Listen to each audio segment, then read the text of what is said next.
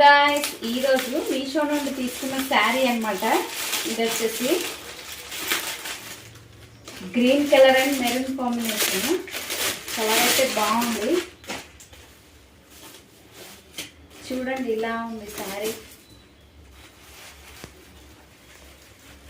Colour బాగుంది కదా, చాలా క్యూట్గా ఉందండి. డిజైన్ ఇలా వచ్చింది చూడండి.